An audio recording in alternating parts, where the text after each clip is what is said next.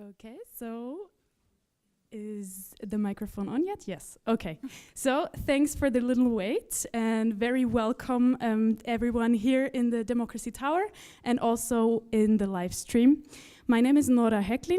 I work for the Polit-Forum Bern. And before we delve into tonight's topic, it's my pleasure to quickly introduce the Democracy Tower to everybody who's here for the first time, and just once more for everybody who frequently visits. Here in this ancient prison, hence the name Prison Tower, the Polit-Forum Bern now runs a platform for discussion, political education, and debate, with panels, workshops, exhibitions open to everyone that's interested. The tower serves as part of the infrastructure for a lived and lively democracy. Such an open and secure space for dialogue, debate, and collective learning is central for the functioning of every democracy, is what we're convinced of. So discussing freely and openly, it's a collective effort, so it takes everybody here. We all bring different experiences, backgrounds, expertise, and opinions to the table, and necessarily those aren't all the same.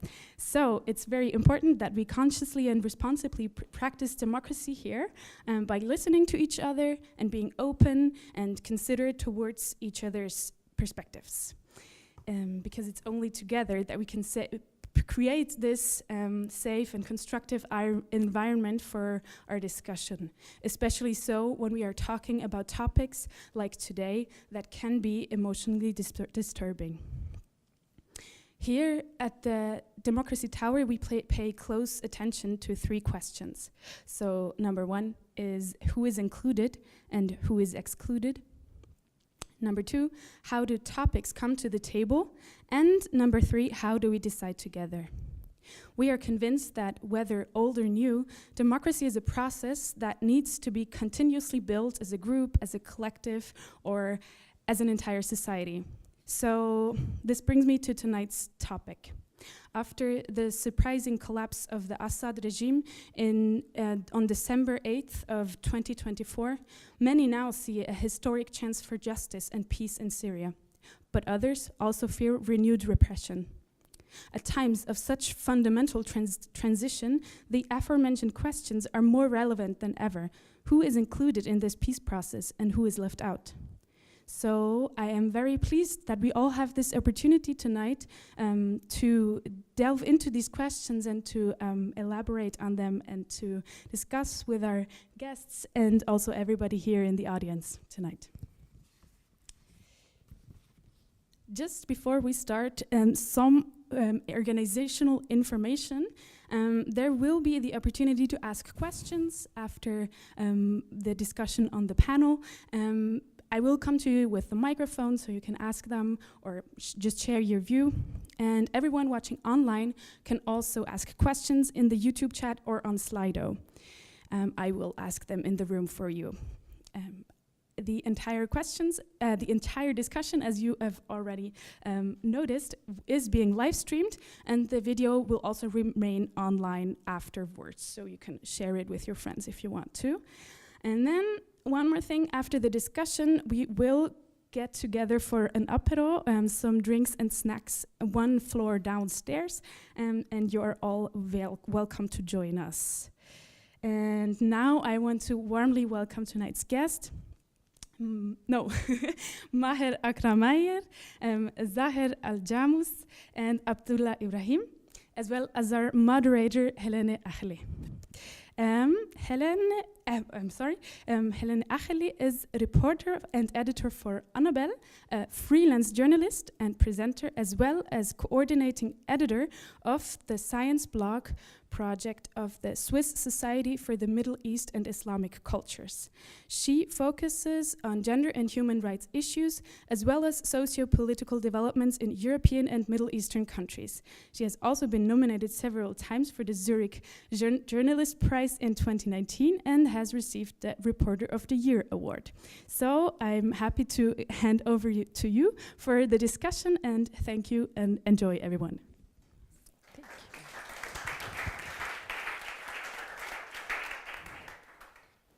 Thank you very much for those beautiful introductory lines, Noura.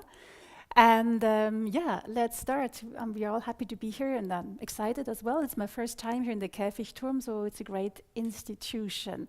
Congratulations for that. Well, what's next for Syria?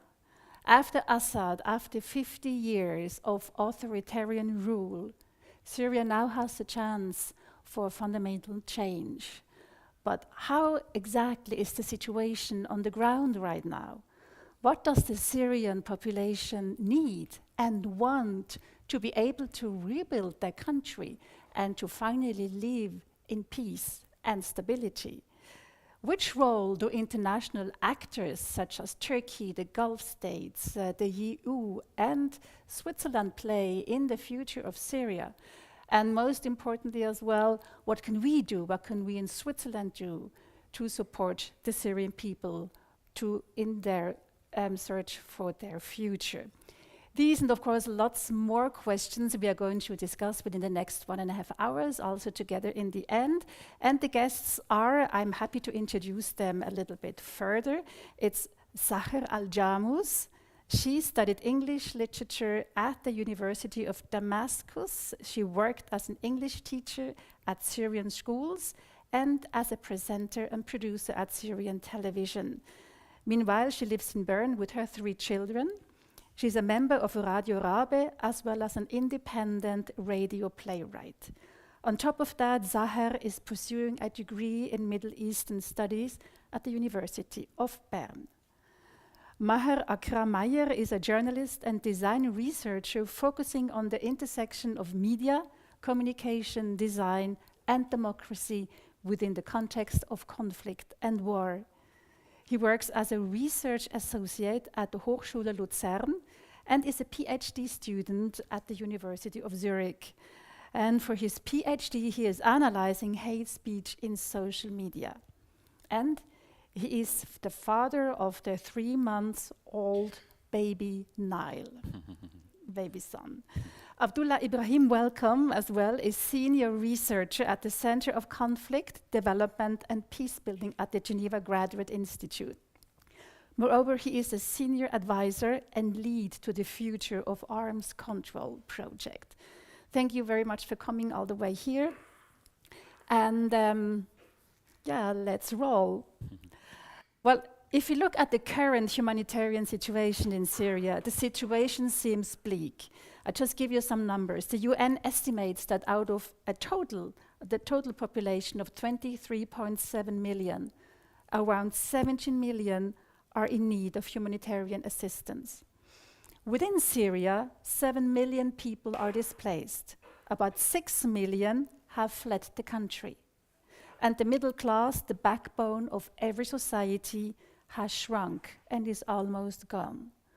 Well, these are the bleak statistics, these are the numbers. Maher, you were born and grew up in Aleppo, you have family and friends there and all over the country. Let us give us a first reality check. What do you hear from your people, from your friends, from your family? How is the groove in Syria right now? Wow, it's a really difficult question. But before that, thank you for this invitation. Actually, I'm not trying to killing the vibe, because now with the Syrian people, we are really happy after not just 15 years, but actually after 54 years with Assad family in Syria.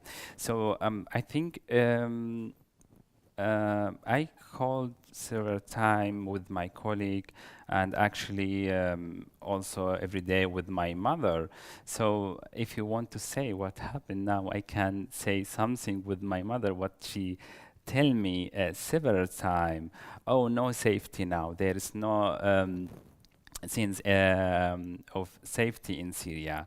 I heard this several times, which is not true 100%, but That's what she feels. Yes, the feeling, I mean, of course. When I talk with my brother, he says, oh, I can buy new car, which is in the past is really expensive. My colleague, when I talk with my colleague, now I can applying for a passport, which is really difficult to get it because it was really difficult to get it, this passport. I think, of course, everything now after Assad fall is I don't want to say ideal, but perfect. And of course, the people, they can talk what they want. But actually, I don't want to say now because we have several questions. For me, this is the first step to create our country, for not the peace, for stability. Okay, but you have a variety of voices depending on whom you are talking to, your mother, your brother, or your colleague. Yeah. Sahar, we will get back to all those points Yes. later. You see, I have lots of questions.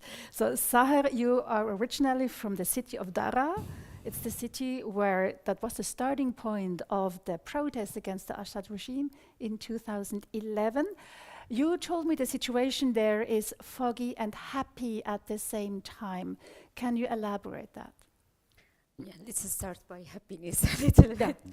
You know, the people are really happy because, of course, what they fought for is Assad's regime and the control of this family since 50 years. So they are happy that the regime is not there, that Bashar al-Assad is not there. But at the same time, they are so scared because, you know, also Daraa is a very special city. You know, in Syria, we have special societies also. In the city itself, we have special families, you know, we are big families, tribes or clans. So that's why to control, especially the weapons, is very, very difficult in Daraa. Especially also we have borders, so we feel also responsibility to protect our borders. The situation in Daraa is not as it is in Damascus, of course, because Damascus is also the capital of Syria. In Daraa, we recently faced death. My cousins, they were killed with, you know, armed people, masked. They entered the house and they killed them, and they were very well-known activists. One is a singer, and the other one, he was an ambassador in the former regime time. So to say, okay, the situation after the fall of the regime is stable, or we have a little bit of peace, it's not realistic. We have also to think about these points. What we fought from before, it's still the same with a little bit of, you know, curving on the way. And they don't think in that we have peace until now. I talk to my neighbors, I talk to my friends.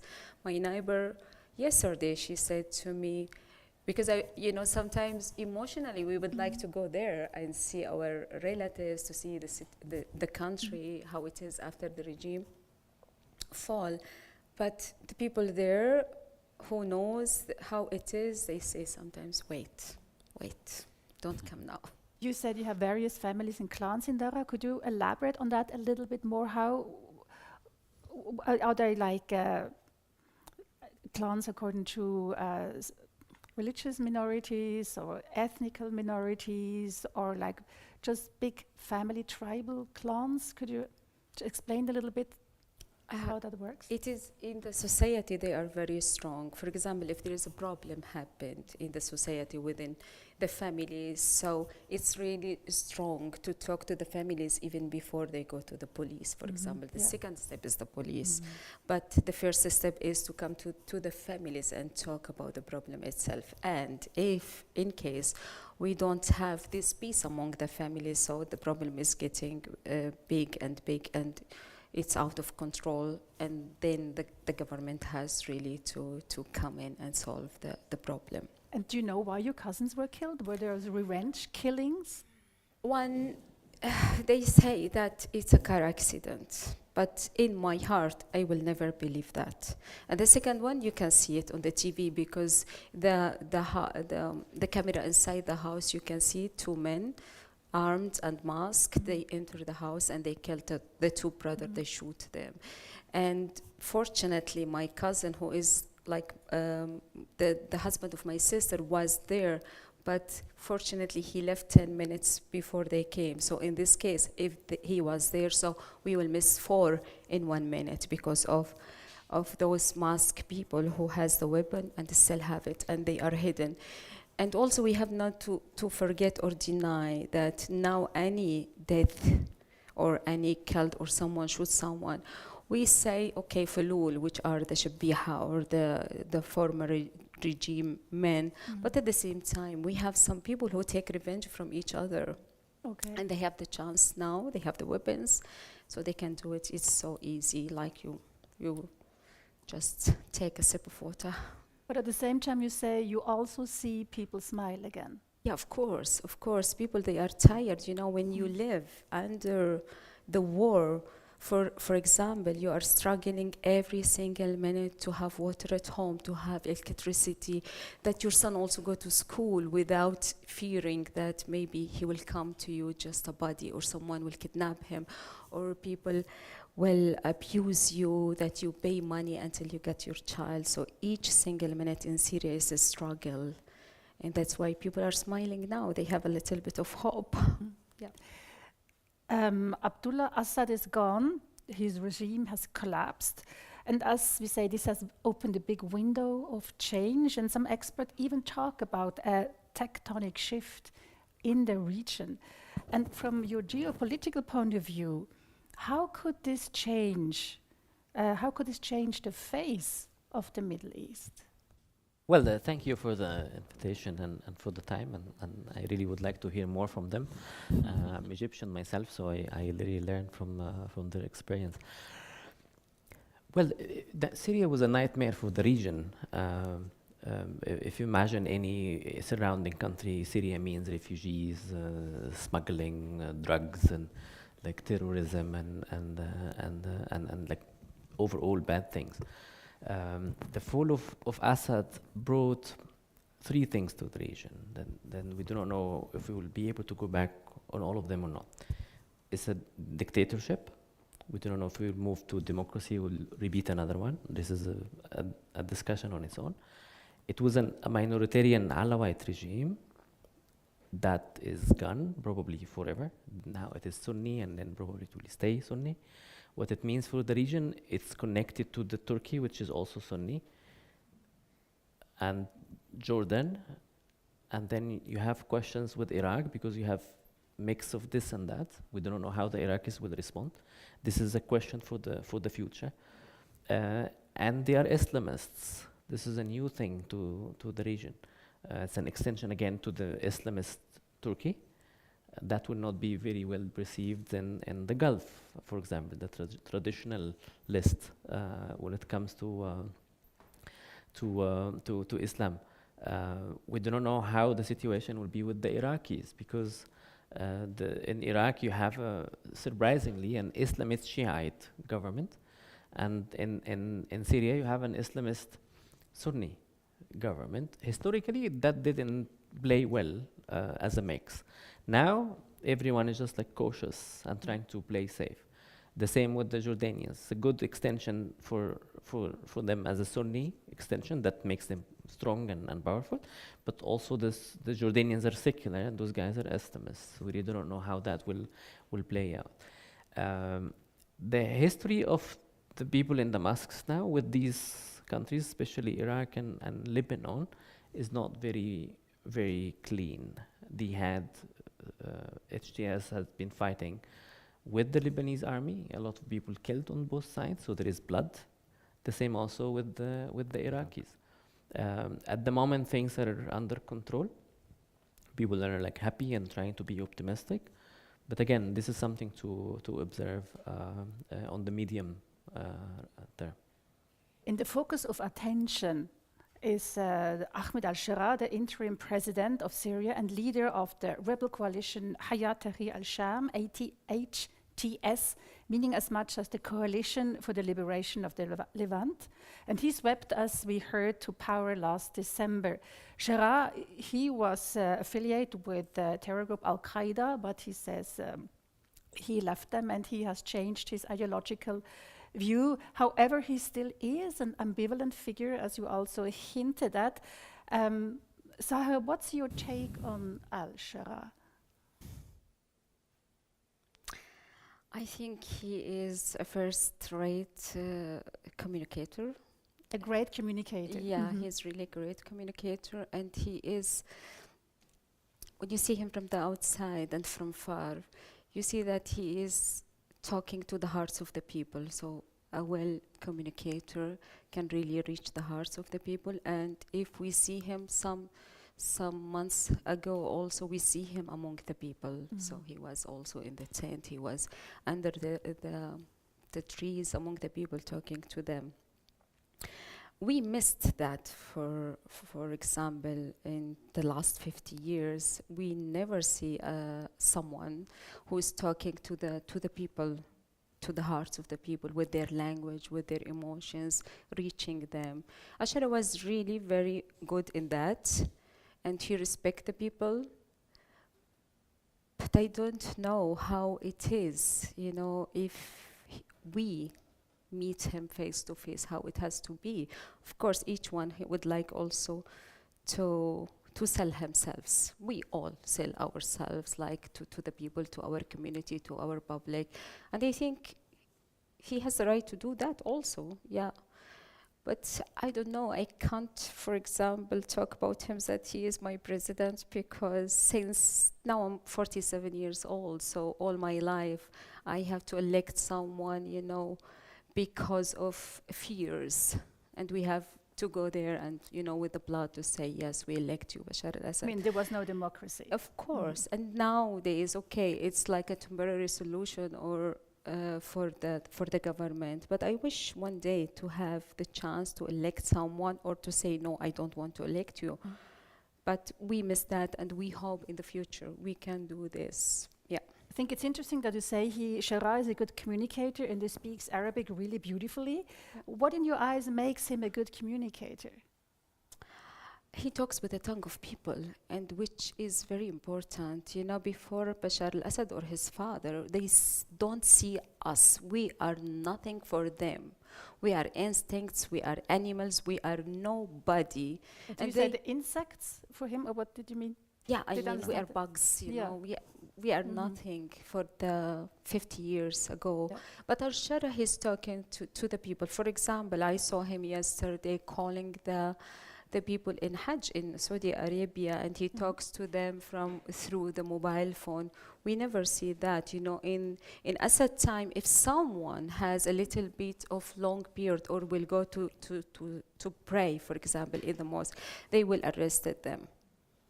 So we see this difference between al-Jarrah and even we cannot compare it. And I'm talking about him, not also that I agree with him or not, but this is the picture that I see. And you say you basically like it, you approve of it? I like how he speaks, of course. Yeah, I like it. Maher, you mentioned something like a tsunami of one opinion. What do you mean with that? Actually, now, thank you a lot of system. After the Assad fall, we saw just one opinion from Syrian people. I don't want to say as a Sunni victimhood. I mean, here with the Sunni, we have to under control the Syrian country. If you say, or if you have different opinion, the people start maybe kill you direct. Now? Yes. Okay. If you have different, not I mean like before, we don't have any right to talk anything if you have different opinion. If you say democracy in Syria now, still until now from the Syrian, I don't want to say Syrian government, in term government, or because the media, they start to say this the Syrian government, the Syrian president, which is not true, which is You not talk true. about the interim's president. Interim president, because we need, as a Syrian people, consider, be careful for everything. We don't need to again the same system. If you left the Assad regime and came the another system, and we don't have true to select anyone, okay, which now is not easy to do that. I don't want to say which kind system we need. Democracy, the Syrian people, they can select it, they can choose which prefer. I don't actually, I don't want to say my opinion, but I want to say is yeah, it's just one vibe. Is we are Sunni there. Just to know my background as a Sunni, so I'm not in different ethnic group or religious group. So for me, we fight the Assad regime for the freedom to have right to say what I want in Syria. But now, if you see, until now, I'm not agree what you said, Sahar. But if you see now the Syrian country now, is we have the Syrian force democracy with the Kurdish.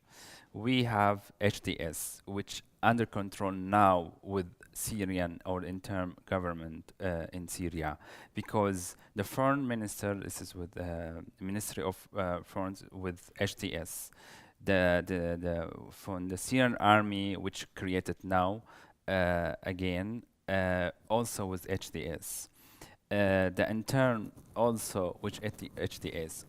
Okay, the Ahmed al-Shara said, "Oh, we have now diverse government." That's true, but the key minister with who? The under control with HTS until now. So one color now, we have one opinion, and this is not my problem now. The problem now with the Syrian people, they support this, the government or the interim government, and we need to consider that we don't need to create again the dictator. May I comment just one Please, comment very we are here to fast? debate and explore. So Sorry. much.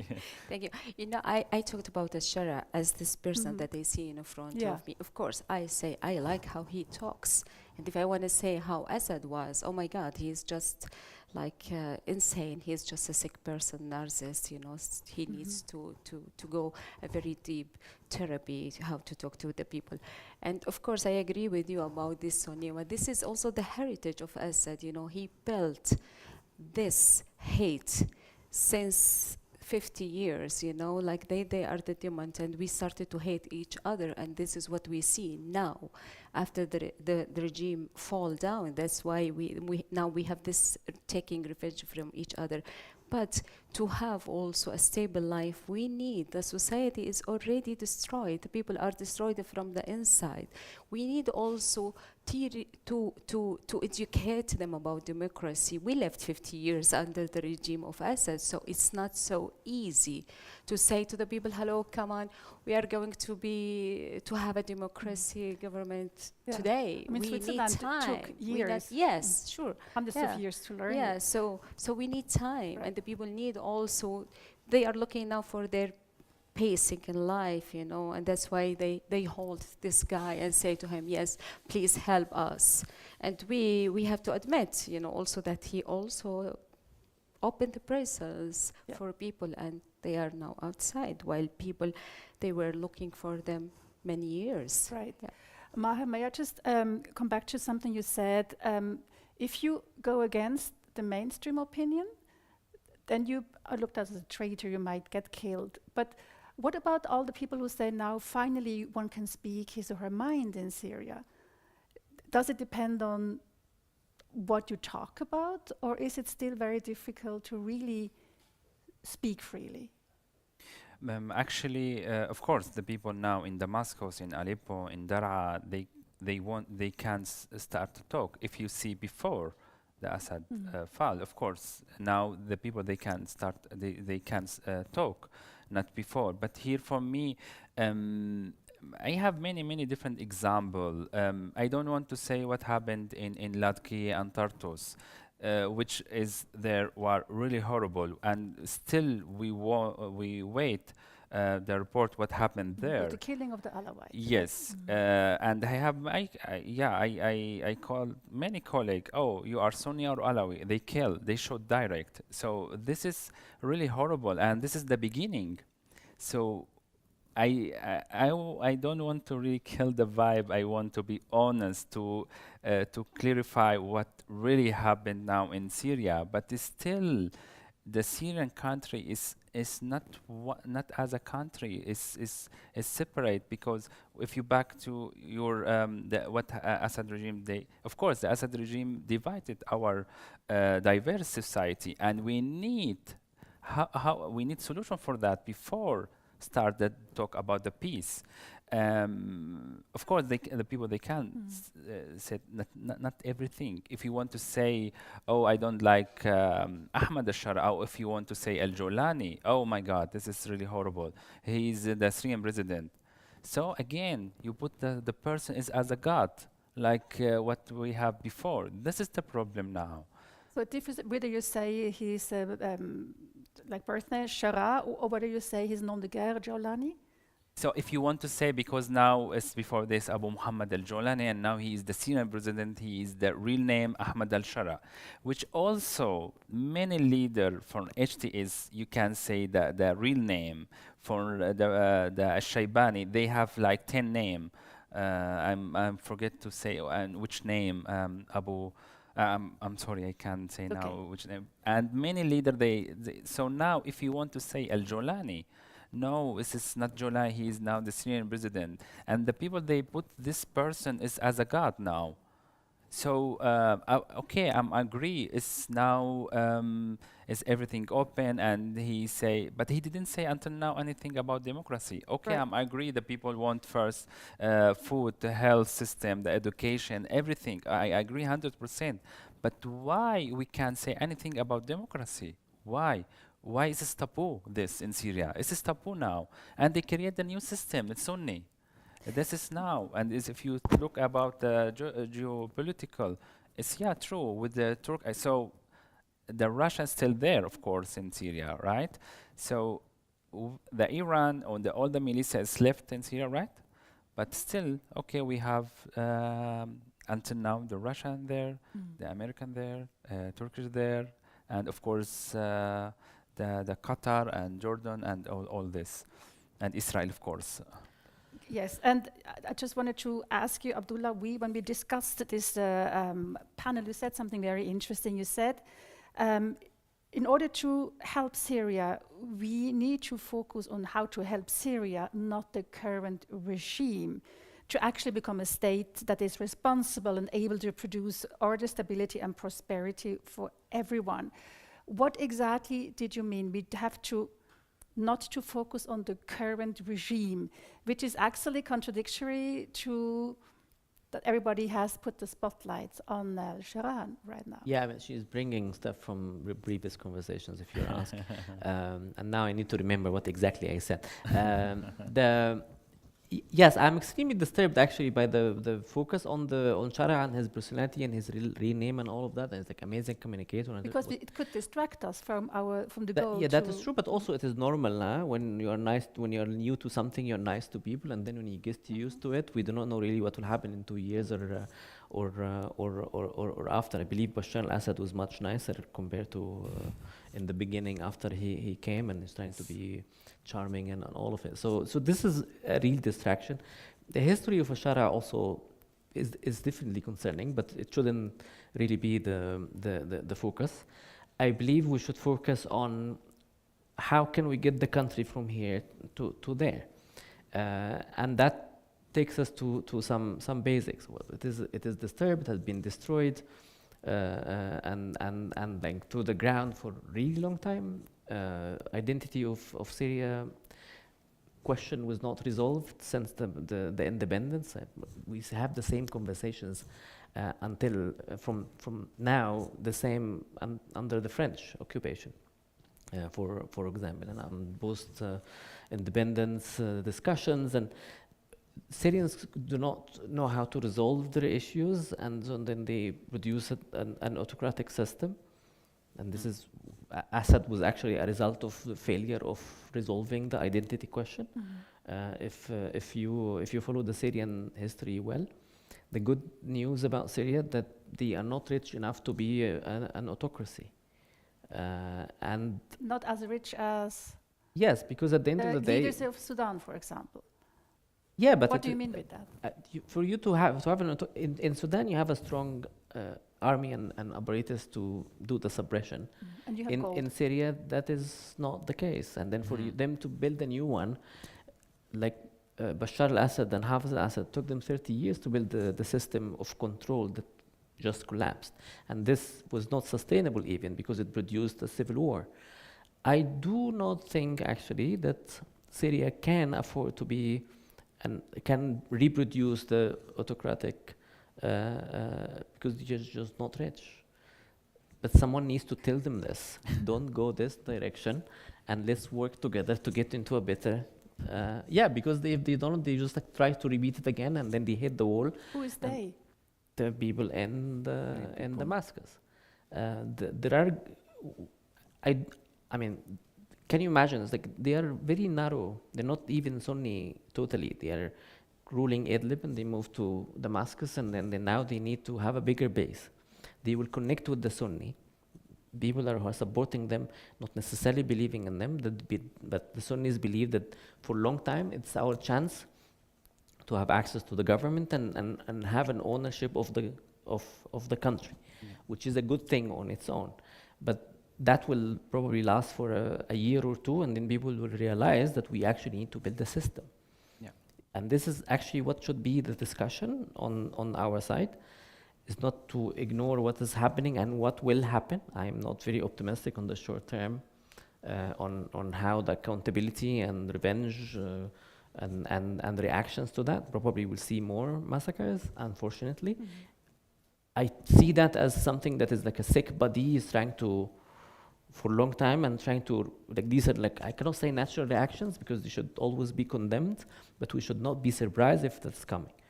The most important thing, if we focus on how to build a new system, we're not talking about liberal democracy here, but we're talking at least about separation of powers, and then we need to make sure that there will be a new elected Syrian president in 10 years. Can we work on that? I believe that this is realistic and should be working on it from now. People should have, the system should be able to replace its leader if people are so tired of them. And that will happen too fast because, again, Syria is not so rich. They cannot buy the silence for a long time. I don't know if that is clear enough. Are there other figures that have a chance to get popularity in Syria? Somebody who also gets people, wins people's hearts and people's hearts and minds apart from al-Shura? Short answer, you need to give people the chance for that. So there should be a political system that allows political parties to compete openly, and then you have new figures coming, moving around freely. That is the utopia, but this should be actually our reference, and that shouldn't be very difficult. Even if al-Shura will win in that sitting, but at least there should be an active opposition that could stabilize the system and give people the opportunity to express and participate and have ownership. From what I see at the moment, forget about the first year and the second year, but then the third year, if you're not from Idlib, you will be facing an issue. If you're not Sunni, or if you're secular or not, like having a long beard. This is like a layers of exclusion will replace the minoritarian Alawite regime with the minoritarian Sunni Salafi regime. That is a recipe for a disaster for the country. I mean, definitely I care for your uncle and I care for your freedom, but I'm looking into, if you are from Switzerland here, what we can really envision, we need to focus on the system. Right. I think Yeah, there you are wanted to really comment. some points I would like to comment on them because Yeah, I go will ahead. not feel well Perfect. tonight. I think you missed something about like the Sunni. They have the opportunity now to dominate or to rule in the ex-regime. I think only Assad was from the Alawite, and most of the regime they were Sunni, and most of them they were also from Dara. The prime minister is from Dara. The private councillor is from Dara. Farouk Shara from Dara. Mahmoud Zabi from Dara. They were all Sunni. So now it's not like this, that the opportunity that the Sunni they would like to control and have the control of Syria. I think now the ones who are in the government now, they have the admission from the whole world. Shara himself, he was the Julani, and he was wanted to the United States, and thousands of dollars they paid for his head. And we see Donald Trump himself shake hands with him. So it's not now it is Sunni or Alawi, because in Syria, and Maher knows that, I'm from a Sunni background, of course, but in Syria I was not a Sunni. In Syria I was that person who is not a believer, and I was many times attacked because I don't wear hijab, for example. But in Syria, we never talk to each other, you are Sunni, you are Alawi. It's happened only in these 15 years because it's the tool of Assad, it's the tool of war, and it's also from outside, you know, they use this minority file to just provocate the people to kill each other. And yeah. That's the question, what to do with that. I think it's a very interesting analysis. And what's now? I mean, what tools are there to reflect on that in the country, or maybe also get some leverage from the diaspora to overcome this minority thinking, or thinking along minority lines? I think maybe shortly I can say we have to admit each pain and the suffering of all the Syrian people, Sunni, Alawi, Shia, Christian, Jewish. We have to admit that, and we have to forgive each other, and we have to work together to build this country. Also, aside from who is in the government now, I think the people will really trained also for revolution, and I'm sure if the people of Syria were not satisfied with al-Shara, for sure they will say for him, please go away.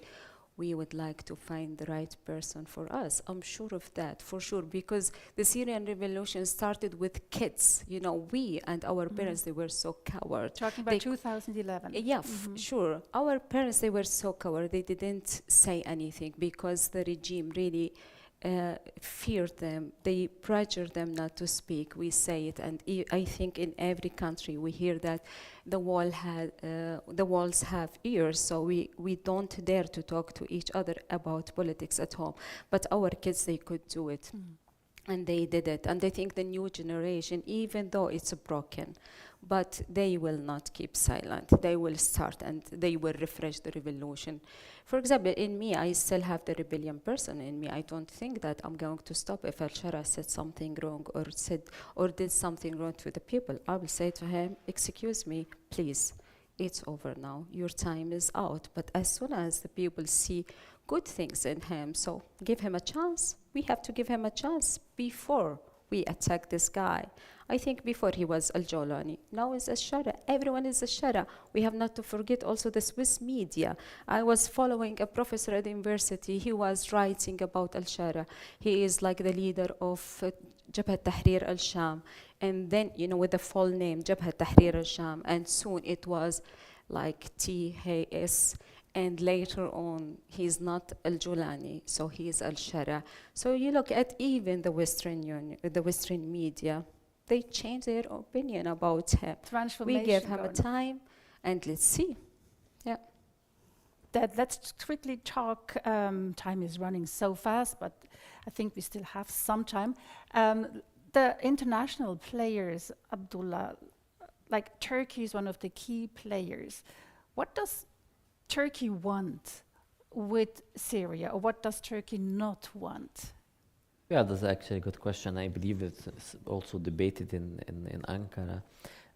I don't believe that that what happened in Syria was like known to everyone. It was like a big surprise to a lot of players, including HTS themselves. They were just moving they had some demonstrations last year, and then they wanted to do something. So they also like, okay, let's go to Aleppo, and then So you don't they think find it was a themselves. strategy to achieve that goal? But they wanted to do something in Aleppo, so then they went to Aleppo. The regime collapsed quickly. They find themselves like 10 days later in Damascus, and then like God knows what comes next. For Turkey, they are more focused on what they do not want to see more than what exactly they want. They do not want Syria collapsing, because anything will just like blow in their face, refugees and terrorism and you name it. They know this guy from before. He could be a friend. He's not totally in their hands. He is playing with everyone. You believe it or not, but this is actually the reality. And then there is a chance that Syria can be an ally. They have economic interests. Historically, they have been in good relationship with Assad, and the Syrian market is so big. Reconstruction of Syria, they will be the first candidate, especially if the Gulf decided to give them to pay money for this. Shara is inspired by the experience of Turkey, like a modern, somehow conservative society that they can have a voice in the world, not necessarily all the aspects of institutionalization and democracy or whatever you call it in Turkey. So it's an evolving relationship, I believe. Turkey will potentially will replace Russia as the external guarantor or like protector, the hard power. But the Syrian army is almost destroyed. The HTS, they have people, yes, but they are not trained as an army. They are trained as more as special forces or advanced police stuff, counter-terrorism, more than like a serious fighting force. They don't have equipments. They don't have the hard part of security. So there'll probably be some partnership with Turkey to offer them protection. To build an army. In the beginning, to offer protection, immediate ones, by basically Turkey having bases inside Syria, and then gradually build the army. The Turks still figuring it out how to really build an army from scratch, because basically HTS, they are advanced, but they're not an army trained. So that is something. And how do you see the role of the Gulf states? I mean, we have the United Arab Emirates, we have Qatar, and then Saudi Arabia, and I think each of these states, they have a different role and function. Yeah, that's true. Actually, Shara is lucky on many levels, and if he came 10 years ago, probably the reaction from the Gulf would be different. But now they are tired and they are tired as well. Yeah, they are also tired, and they are running out of money. Exactly. Yes, so like they want like, okay, keep it like safe, and we do not really want to do things, because it's like things are on fire, and look at Libya for them, look at Yemen. So it's like disaster. Yeah, exactly. So like we do not really want another big hole that like suck their energy and diplomatic and finance. So surprisingly, all of them are somehow in line with that Shara is not our best candidate, but the alternative is chaos. No one wants chaos, so let's try to keep it work, or like make it work. And I believe the same also from the Europeans. Europeans naturally, 10 years ago, will not be happy with a situation where we have, but given the experience, like we are tired. Let's get this done. And the Israelis, they are tired as well? No, the Israelis are actually the opposite of tired. For them, they are at the height of their like activism, but also the experience of October 7th is making them paranoid about any potential repeat. And for them, this is just like Hamas and HTS are almost the same. They have the same length of beard, so they are untrusted at some point. But there still seem to be negotiations with Syria. That's actually the good news. With the Emiratis, they're jumping in and trying to make things work. I do not know if that will eventually lead to an agreement. That will be a big surprise. But if anything can actually help them understand each other, and the Israelis stop attacking the Syrians, that will be for the best of everyone, because otherwise Syria will never be will be permanently destabilized, and that will just produce the worst nightmares we want to avoid. And now get back to what the civil society needs and wants. You mentioned education, you mentioned mental health. And what about reviving the women's movement? I mean, Syria had a very strong women's movement before. It's basically gone, isn't it? What do you see within? Do you see like women moving forward? Are they being more conservative, or is it a parallel thing? On one hand, women are moving forward. On the other hand, they're getting more conservative. Is there like a path for a more or less, I mean, this is a big word, but equal society? I think first of all we have not to deny the impact of ISIS and Nusra Front on women. I myself personally, in some cities, when I wanted to move from one city to the another one, for example, to visit my sister, so I have to cover myself because it's not safe there because of the control of Nusrat at that time in this city. And at the same time, the Syrian woman always was next to the man, but because of the war and the arrestment, many women, they face sexual violence before being in the prison and in the prison. And we can see, we heard many stories about that. I think the fear of having the same experience in some areas, I think, which fears the woman. But I think as soon as we have the admission and recognition of being raped as not a shame, we have to break this taboo. And breaking this taboo, we have really to admit that it's not on the body of the victim, it's not the guilt on them. And this needs a lot of time and a lot of people. We need the help on political level, social level, even religious level, just to also clarify that it's not a shame anymore. We need that. We have also to open the door or to have a safe environment for the women to tell their stories.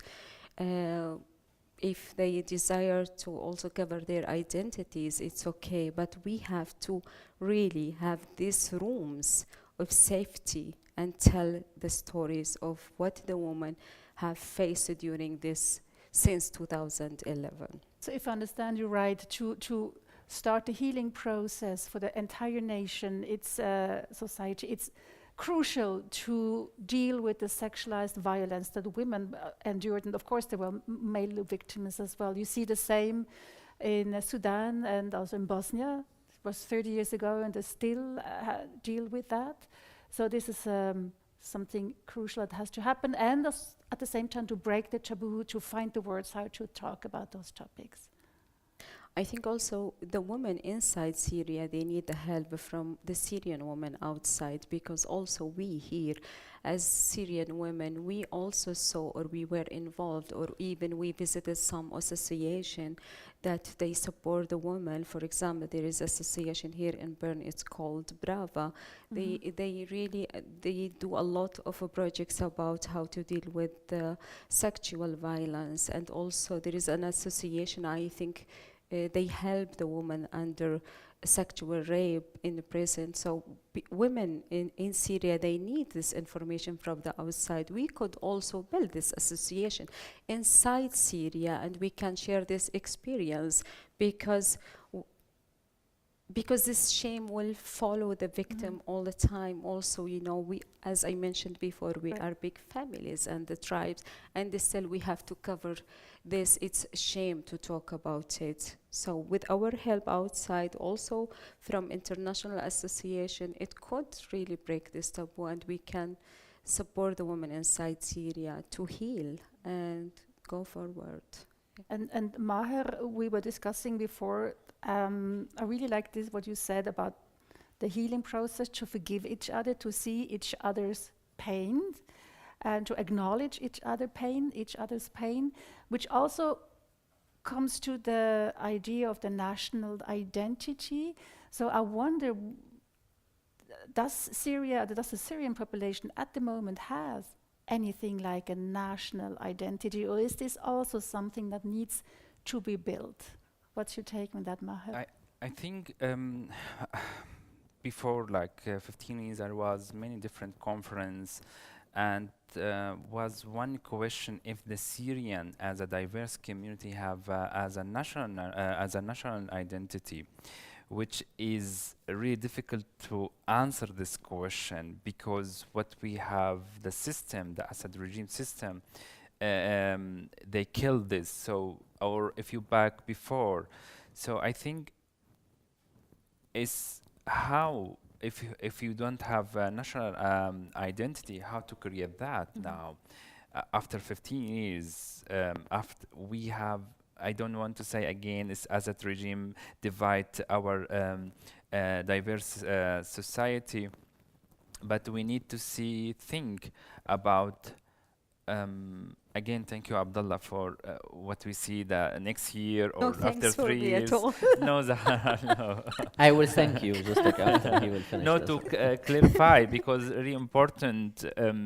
Also, what you Sahar said about the Sunni, which is not true 100%, because we understand the Assad regime, how to use the Sunni. If you put a prime minister, oh, is it Sunni, but they don't have any control.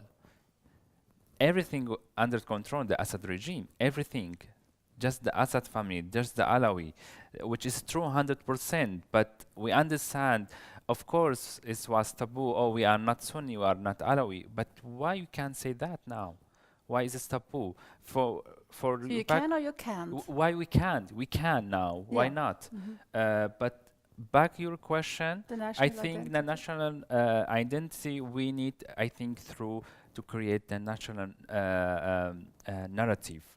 Because now, if you see the media of Syria, it's really horrible, because they carried many different items, like Syrian government, which not true. If you see, they change, they just focus the day of the Assad fall, not the beginning. They focus now with the jihadists, that's our brother, they help the Syrian people, which I don't want to say not true, but was different idea. They came to Syria to fight, to help, or the idea for jihad, to help Syrian people. This was the slogan. I mean here the foreign fighters, which yesterday to integrate in with the Syrian army.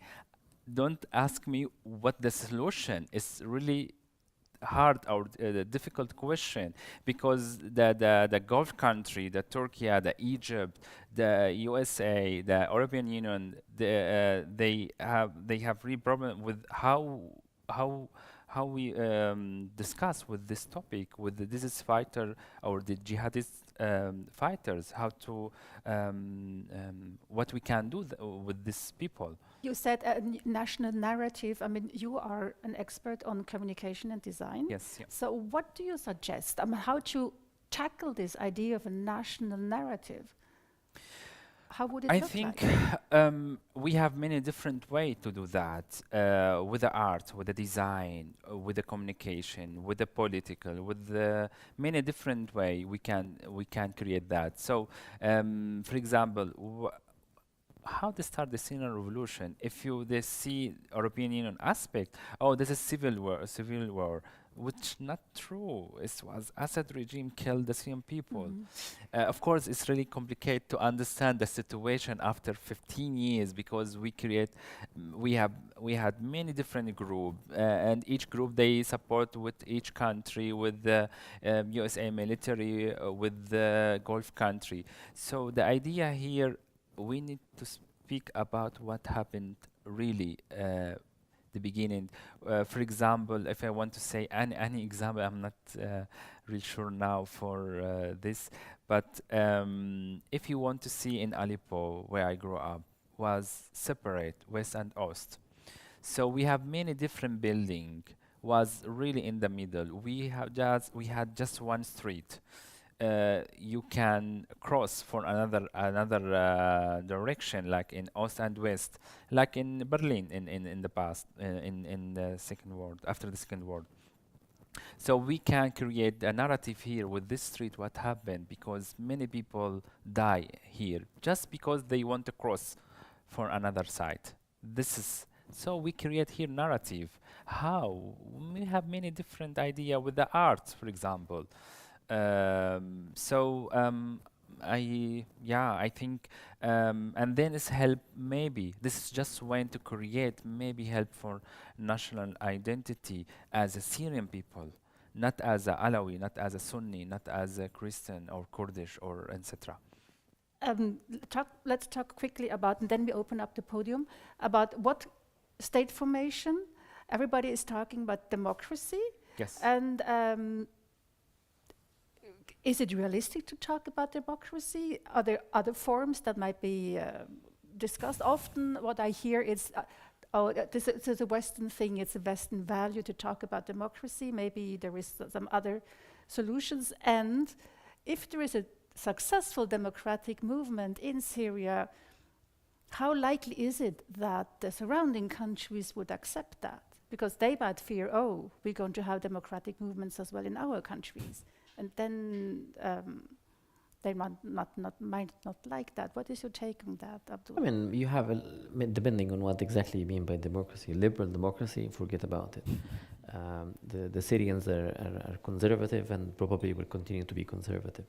We, Egyptians and Syrians and whatever in Europe, we just like lived here for too long, so we do not necessarily represent the majority when it comes to the liberal values. But that is different from democracy when it comes to separation of power and having a succession plan, and you can have. We do not want to establish a regime, we want to establish a system.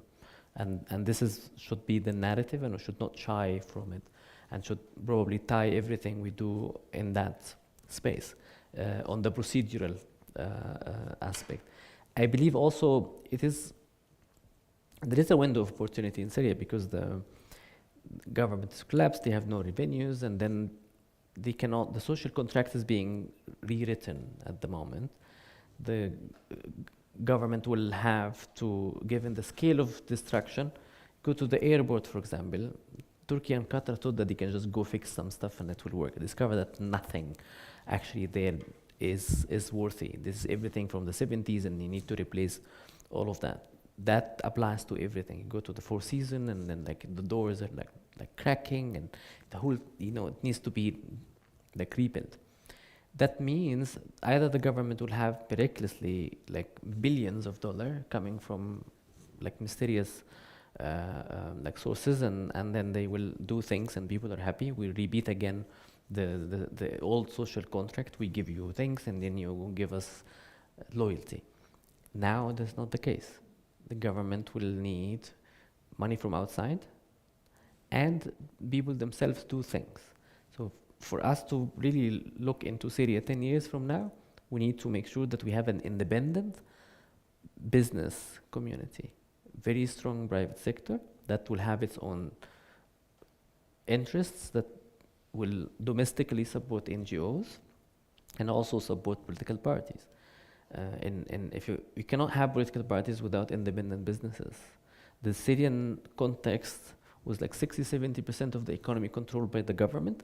So like even if you are an opposition, where you get money to be active politically. So there is a window of opportunity, I believe, if we really look into the future. Again, we should not be distracted by what will happen in the short term. I cannot say it's inevitable. It will be ugly, but it is like we're moving from 20% slowly to like 30, 40. When you are in the 40, you're making progress, of course, but there's still some like more work to be done. In that space, since we are in Switzerland, and I assume that this is my last chance to say something, what can be done? I mean, Switzerland should actually work on humanitarian demining, for example. Like that will help people rebuild. Private people building their own homes. That is the ownership in the new countries, not the state is building. So if we can help them clearing the mines, for example, if we can help control the small arms, so you have something called small arms survey, that after a civil war you have proliferation of small arms, and this is uncontrolled. If we can help control that, there's not a help for the government, but help for the people to feel secure, for women who can walk, and no one can just like have random arms and go kill someone. So that is something definitely can be done. Water. Syria is running into a massive water crisis. That will have all kind of implications. I don't think the government will be able to fix it.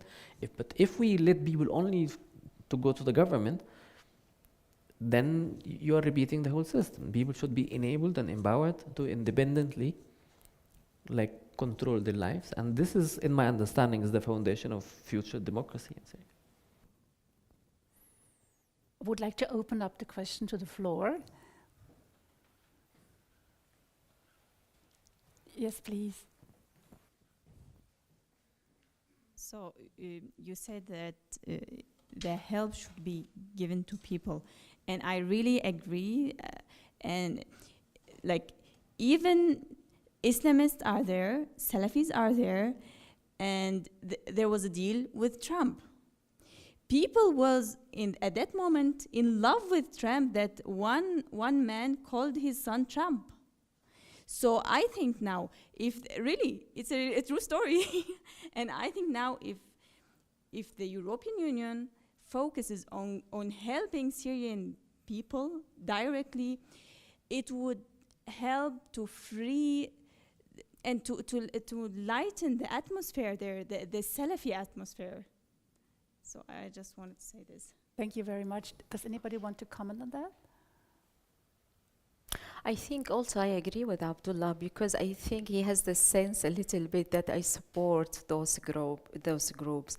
Actually, I just analyze it from the outside and also from the inside.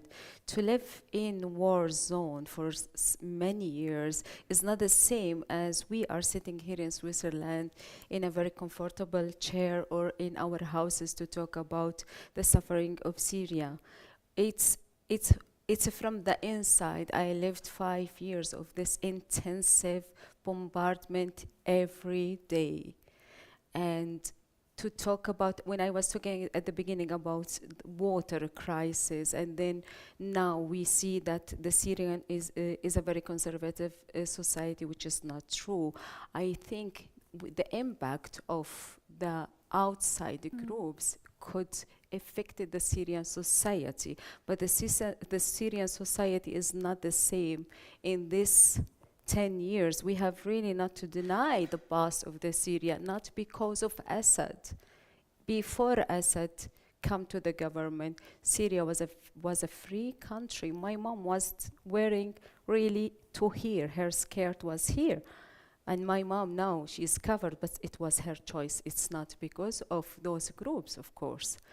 But we have to go inside Syria right now and see that we have to test it ourselves. And when we talk about these groups, everyone shake hands with them. Okay, when we talk about the Syrian people, they are conservative. We have to talk to those leaders. Hey, hello, why you shake hands with them? Why those guys didn't shake hands with us, with Maher, with me, with my daughter, with my friend? Yeah. So you mean you challenge them? You will ask them why they shook hands with them and not those? Did I understand you right? Sorry, once again? You want to challenge them to ask whether they shook hands with these persons and not with you, for example? With the Syrian people, why not? You know, because we also accused as terrorist people. In Switzerland here, in this democracy that we have in this country, which I appreciate also as a woman, to walk in the street without harassment or being kidnapped, for example. But me, I was accused many times from very well-educated people, go home terrorist. Also, we have to change this picture about us. You are here also, you said the Syrian society is conservative, which is not true. We support the picture of Syria, as we are tourists, conservative, nobody can deal with them. We are very closed people. We cannot integrate in the European society, which is not true. But this is things that the prejudice. I mean, the Syrian people. As this is one what we discussed about the national identity. I mean, the Syrian people are so heterogeneous. I don't think it's the Syrian people. So many various fractions, and you have the very conservatives, and then you have the very highly educated and fundamentalists, and fundamentalists and very educated and secular. I mean, it's such a multi-fractured. That's why I think it's important to discuss what is the common ground, the national identity. And I wanted to actually also ask about how Syrians live in Switzerland, but maybe we see whether there are more questions in the audience, maybe from online. Yes, please. There's also questions online, but first here. This question, of course, from a very Swiss perspective, but can you suggest some news sources from like reliable day-to-day news from Syria that also would criticize the government if it's justified, of course, or just in general, like scholars for geopolitical analysis? This is the question for you. for me. So I didn't get it maybe again. I Just please. Reliable sources of news. This is really. We so this discussed is that, back right? for my research as with the hate speech. So we have many. So after the Assad fall, it's really tough because you can see in the social media and also the official media. I can give you one example, of course. We have massive disinformation, fake news, hate in the social media, and it's not easy because I'm not sure. Yes, if you see the Syrian media now, all the Syrian media, they just now support the interim government now in Syria. So it's not easy to fight one. You need to understand the situation and see. You need to analyze all these sources because really difficult. I can't suggest any media, even for international media. I mean, like I don't want to say any name for the media, but one project I want really to work for with this, of course, how we need one sources because with this now interim government, if you want to see one statement, do you know from where? Just with Telegram. This is the official. Okay, now with the Sana agency, the official agency in Syria, so you get it everything. The official statement from Telegram. It's really horrible. It's still with Telegram, really. So I can't suggest. This is difficult. You need to really see many different sources, and then you can see. Oh, maybe this is true or not. Sorry. Yeah.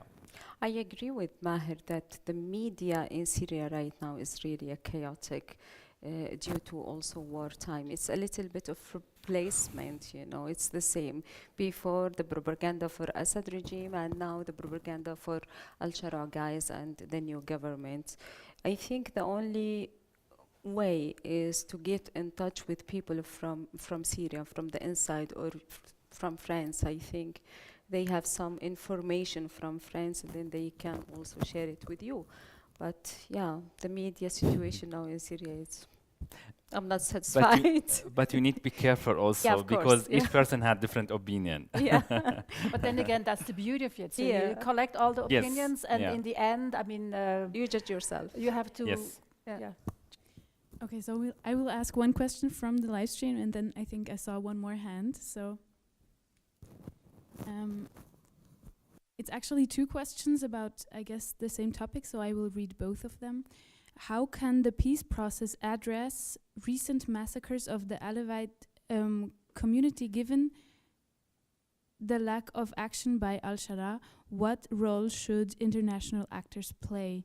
And the other question also goes in this direction. Considering the recent violence against minorities and al-Shabaab's past ties to al-Qaeda, how can lasting peace be achieved now? So the one question addresses how to speak about the cruelties against the Alawites. Yes, how the peace process can address this. Exactly, and how the second was how is the peace process possible with those ties to Al-Qaeda and ISIS? Abdullah. Yeah, always easy question. I mean, with the question of justice after civil wars, I mean, to achieve justice, you need to have force and control.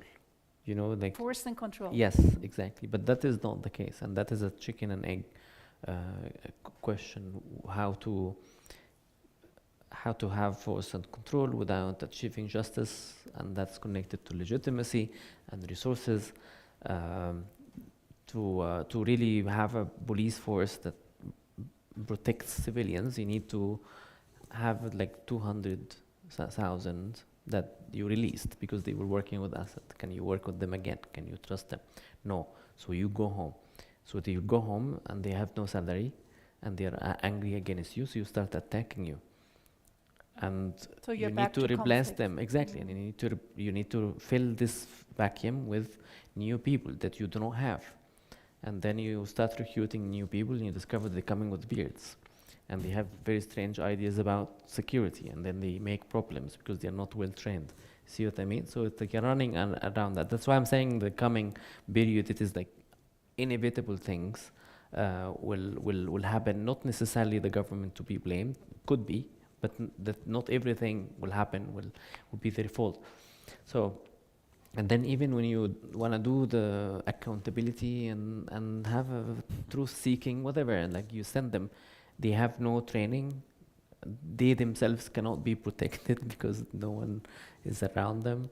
They have no money, and then will come with a report, give it to the government. The government will do what? That because we are coming back again to the first issue, which is we need to have more forces on the ground that they are disciplined and loyal. I'm not aware of any way to avoid this unless you have basically peacekeeping. And then who will send peacekeeping? Will the government allow peacekeeping to come? And that's why basically some people saying, well, the Russians should come protect the Alawites and whatever. But that is, majority of the Syrians will find this again is their sovereignty, because that is unacceptable. We are now an independent and free country and should not have foreigners. So I really have no answer. With the situation in Swaida, with the situation in the Kurdish areas, the same. People are unhappy, and you see some skirmishes here and there. I just like find it inevitable. We just like need to strengthen state institutions, have enough money to the government, regardless of who is up there, to be able to recruit police officers who can fill the streets and provide security. But that also at the risk of empowering a regime that we do not know if it will be democratic and how that will be playing out in the future. For me, this is like again, we're running in circles. I just wanted to ask who is going to recruit all those police officers, who has the political willpower to do it, who is going to install this political willpower. They have actually some like small capacity to expand on, but that requires money.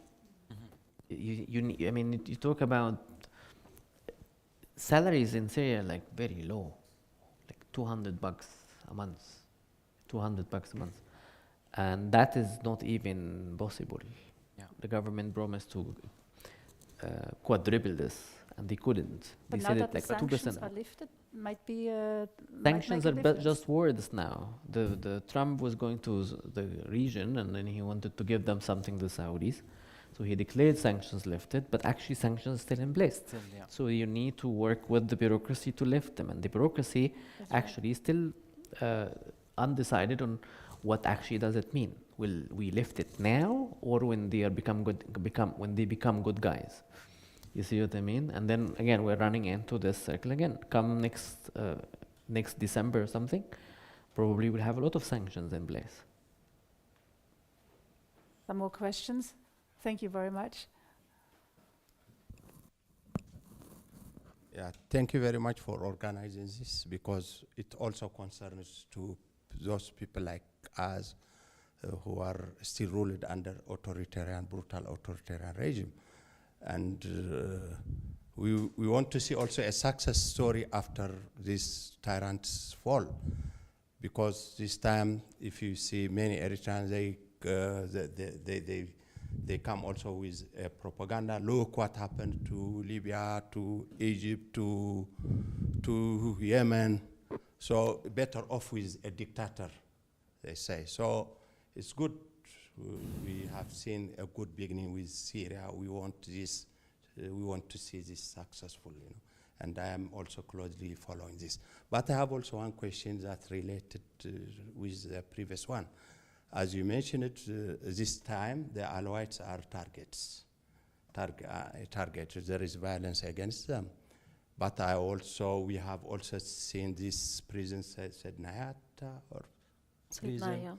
Yeah, so many people were looking for their lost ones, a lot of disappearance. So how is this handled also, the transitional justice?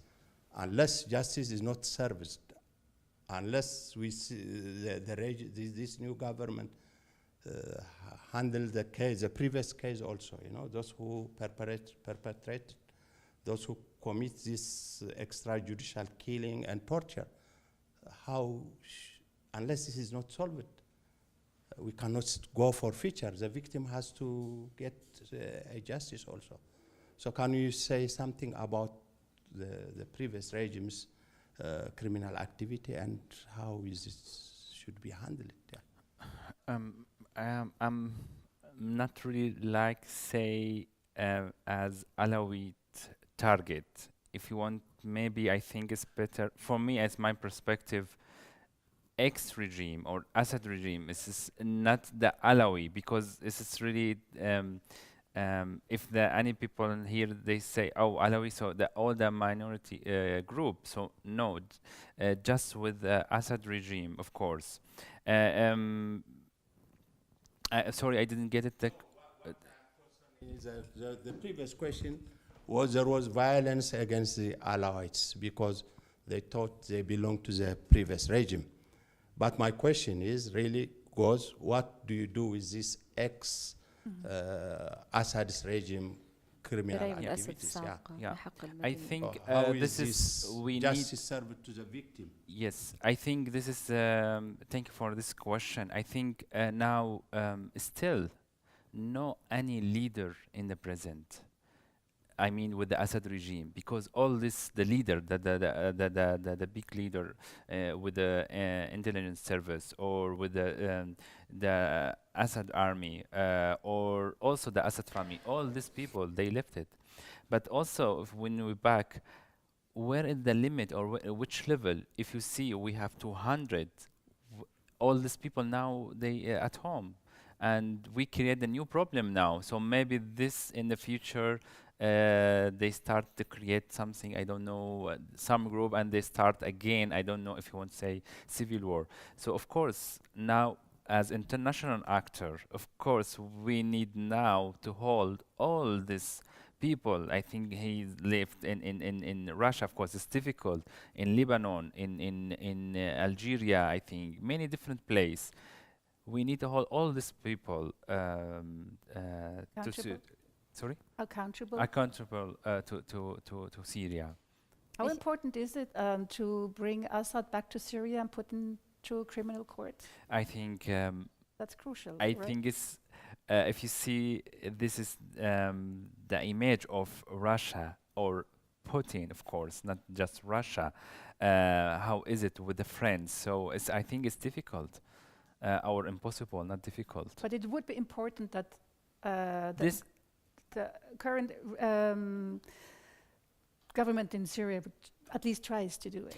Yes, so what we have, they can play for this because until now the Russian they have based in Syria, so they can play for that but I think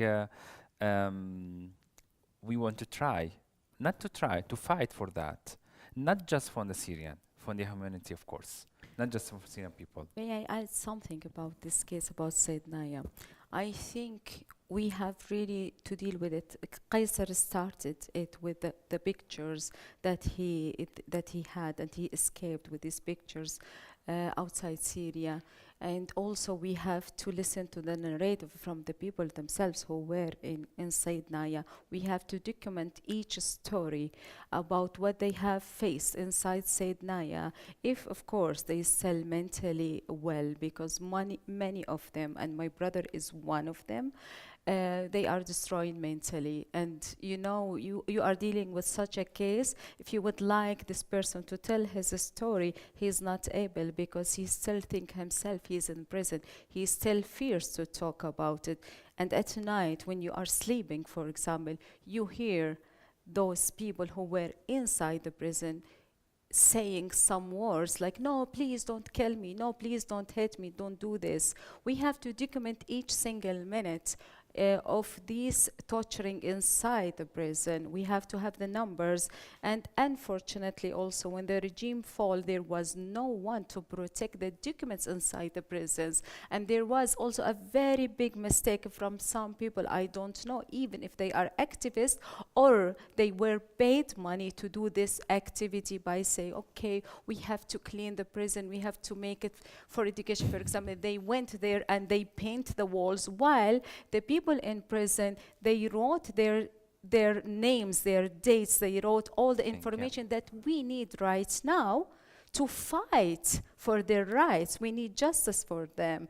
And yes, I agree. I think all the Syrian people who missed a lover or beloved or a son or a father, we would like to see Assad inside Syria, or at least we have to fight for that, because you know, when you have your brother or your mother or sister destroyed, that you can't do anything about that, while you are mentally okay, and those people, they really lost their lives. And in Syria, each life is matter. No problem if you are Alawi or Sunni or whatever. We have to admit each pain, and we have to collect all these information, and we fight for it. Without this, we can't put Assad in the court. Yeah. Yeah. I want to say one thing. I know you're closing. Okay, I think you still have some more minutes. I think actually I want to connect the justice Sidnaya to the Syrian identity and also the future. The focus on truth, documentation, accountability for not only Assad, for the rest, should not be for the sake of the sentimentality of revenge. It is to understand how we ended up here and make sure that it's never again. Mm-hmm. Never again is a very political thing. It's like an identity thing. No one can treat the Syrians this way again. Syrian dignity is a red line.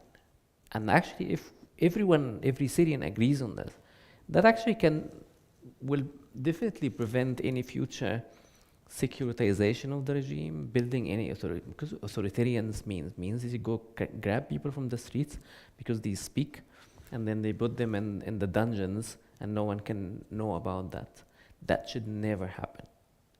And this probably, if we all agree on, I mean Syrians of course, that could be actually the guarantee that the repetition of the horrors would not be repeated. And this could be probably the best I don't know, remedy and justice for the past, because with the scale of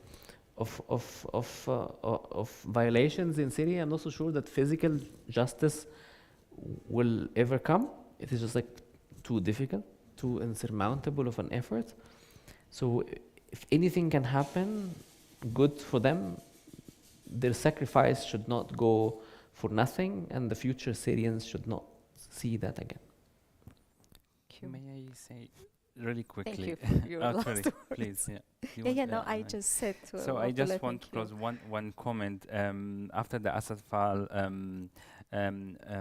Robin Kassabi, the author, Syrian author, he wrote really interesting. They closed the article with one sentence: "We need a strong society, not strong man." A strong society, not a strong man. So it's a beautiful closing sentence, even though I had lots of more questions left. Is there anybody who has another question, maybe also from the chat?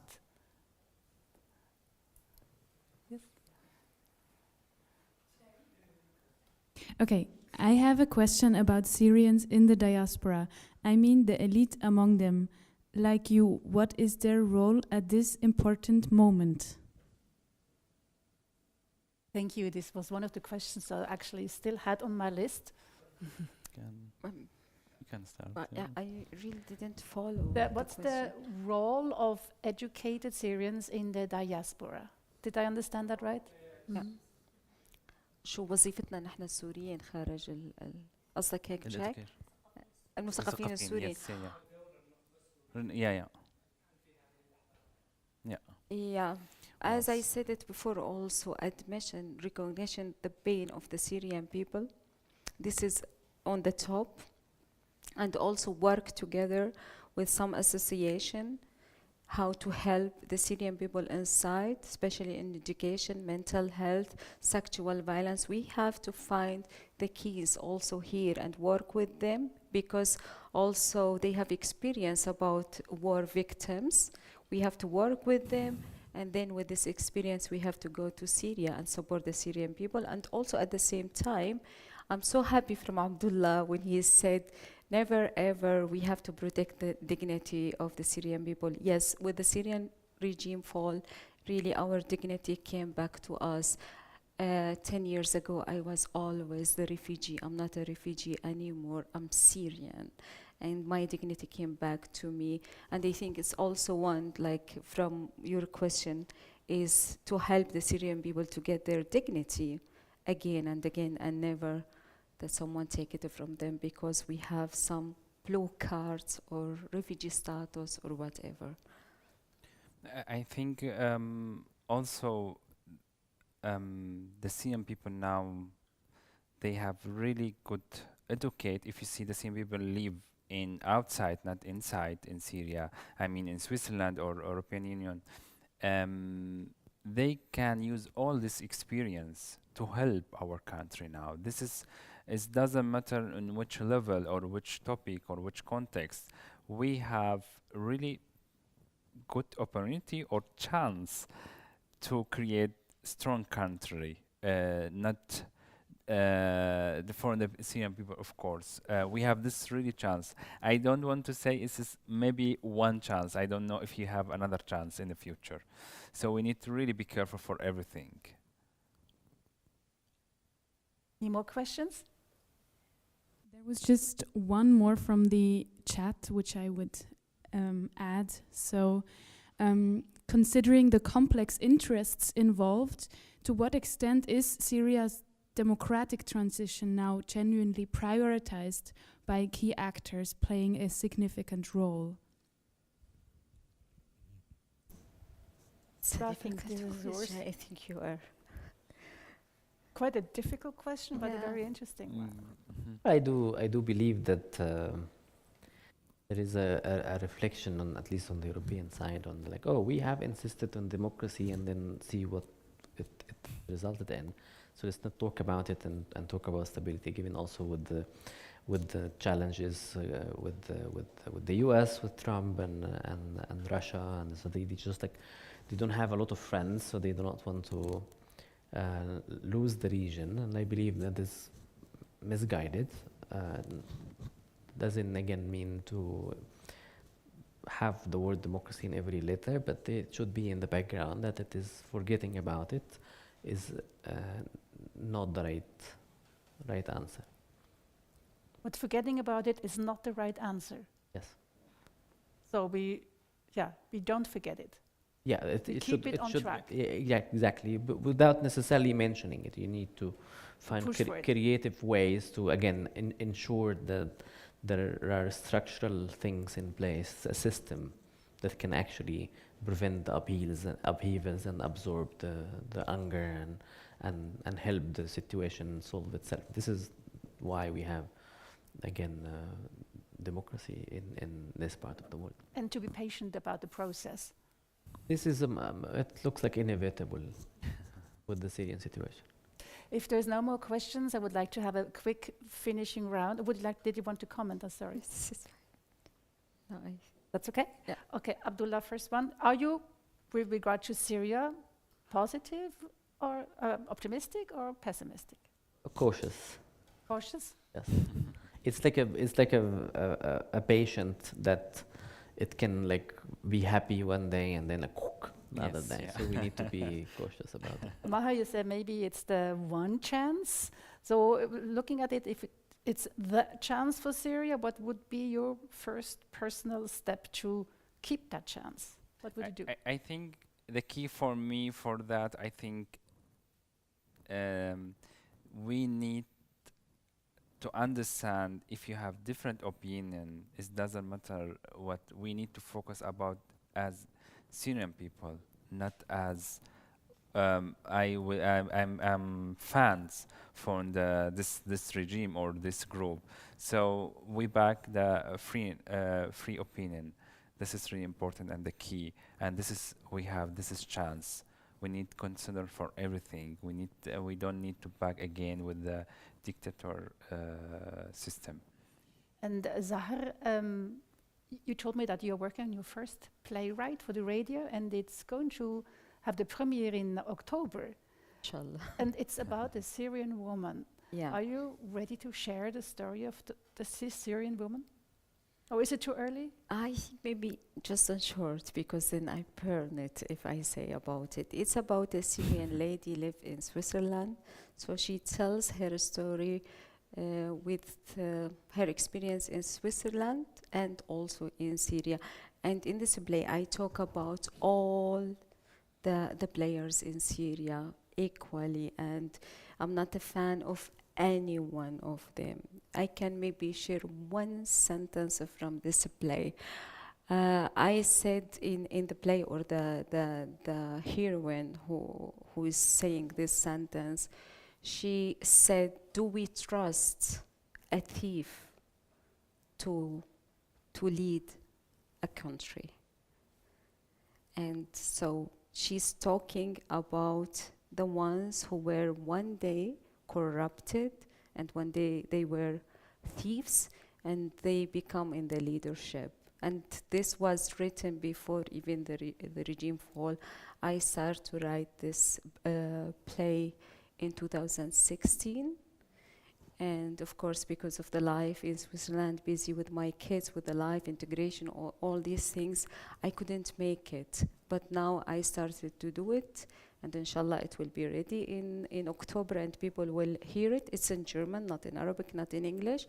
And I talked about all these challenges in Syria from the childhood of this lady until it was made or written. Yeah. So it will keep us updated about when it's going to be aired. And well, I think we come to an end. And thank you very much for listening and all your questions. And I'm very happy about this conversation. And I think we're just going to continue to explore what's happening and to be in touch with each other. So now I give the word again to Noura. She has some additional remarks. Well, thank you also from my side, from the Polit-Forum, for your attention, your questions, your reflections. Thank you to our guests and our moderator. I have some sweet Aaresteine for you. Oh, thank you so much.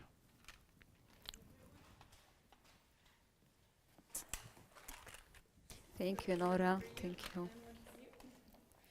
And just before we go down to the apéro and can continue this discussion, I want to share some of the program that is happening here in the next few weeks.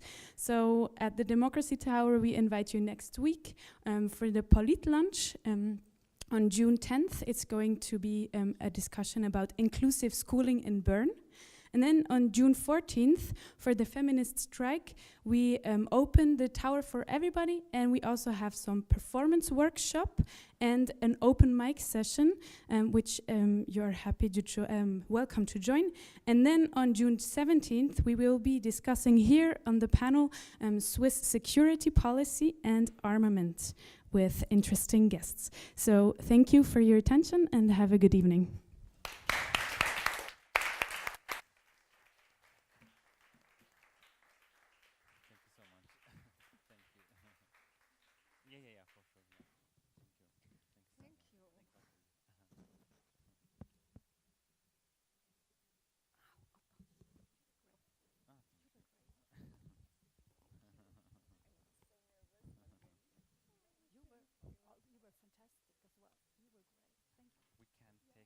Selfie together.